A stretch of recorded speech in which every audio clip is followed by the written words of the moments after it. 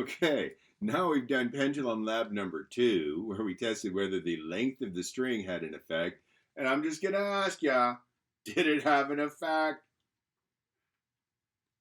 Yes, it has a big effect. And it's pretty easy to detect that effect. I want to make sure you filled out your data table, that you did a claim, evidence, response, a CER format, filling out each of those little boxes with those things. I said response, I meant reasoning. So you want to make sure in your claim you're stating clearly. You could say my hypothesis was correct if you want, but you wouldn't want to make the statement. The length of string does affect how many times it swings in a minute. The longer the string, the fewer swings in a minute. Or you could say the shorter the string, the more swings per minute. A clear, concise statement.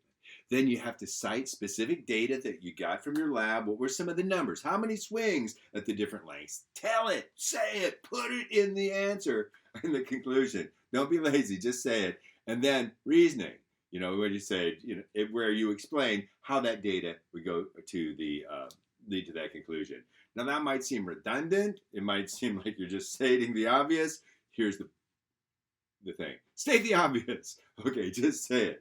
All right, now what we're going to do is we're going to test whether or not oh, you know what? Before we go into that, there's something really fascinating about the relationship between the length of the string and this, its period, it's called, it's a logarithmic relationship. It's an exponential.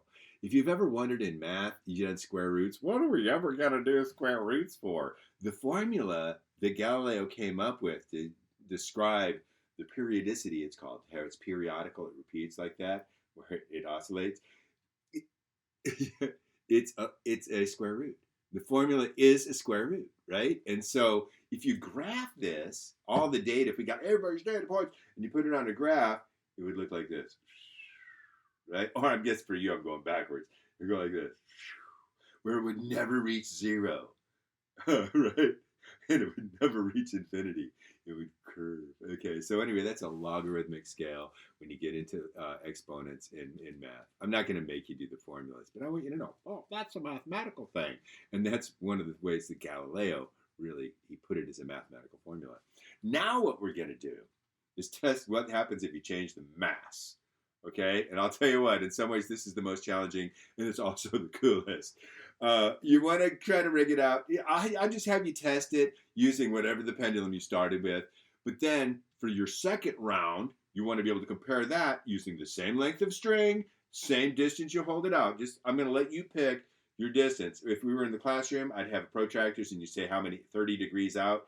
In your case, I want to have you just choose a comfortable swing, right? About like that. And just kind of try to use the same one each time. You want to use the same length of string, which means you have to measure to the middle of the mass. And this is the one where that becomes really important. So for me, I think what I'm going to do is just add another ping pong ball, okay? So if I get some tape and another ping pong ball, let's use masking tape. That's what I used before rather than the electrical tape, okay? By the way, I find if you're using masking tape, a good way to do it if you're going to need more than one piece is to take some off and put it on your shirt, because it doesn't hurt your shirt any. But then when you need another slice and your hands are busy, you can just grab it right off your shirt like you're a human dispenser. So anyway, I'm just going to tape these together. All right? Tape it on there. And try to make it solid where it's not going to fall apart when you're doing it. It might take a few pieces of tape. Let's just pause the tape while I assemble this, or pause the recording. All right, so basically I got two of them, strung together. Again, this one, the key point is you got to make sure you estimate the middle of it when you calculate the length of the string. And to make it heavier even still, let's add a third one.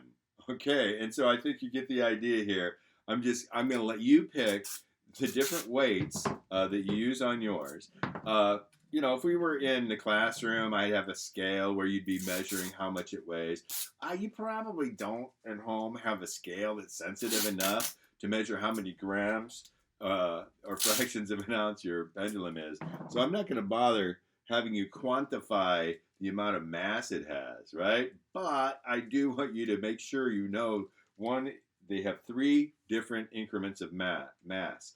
In this case, you do that by having it be three ping pong balls. And so you'd see then if this one here has three ping pong balls, or whatever items you choose to be, they don't have to be identical items. Like I'm using ping pong balls as my unit of mass here. But that's just because they're handy. If you have something else you're using, again, in the classroom, fishing weights work great for this.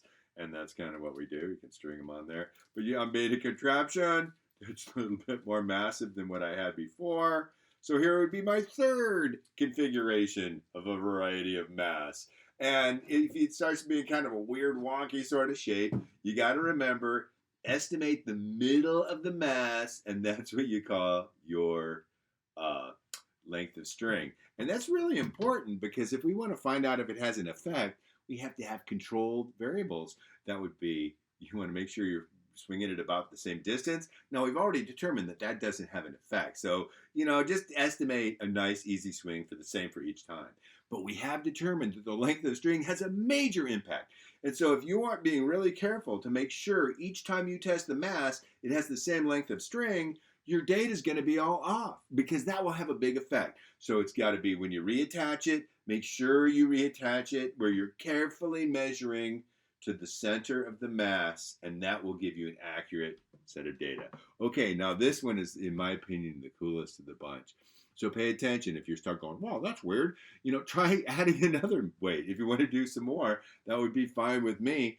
Again, I want to remind you guys, make sure you're not using any materials that will get broken or damage anything if they fall. And when you start getting more mass, you get more risk of it slipping through while you're doing it. And so you're going to have to securely, I sometimes, if it's enough mass, maybe you have to keep your finger on the connection to make sure it doesn't slip through the tape. So whatever it takes to get a good, nice, controlled experiment where you're testing just the mass effect, how many times it swings in a minute.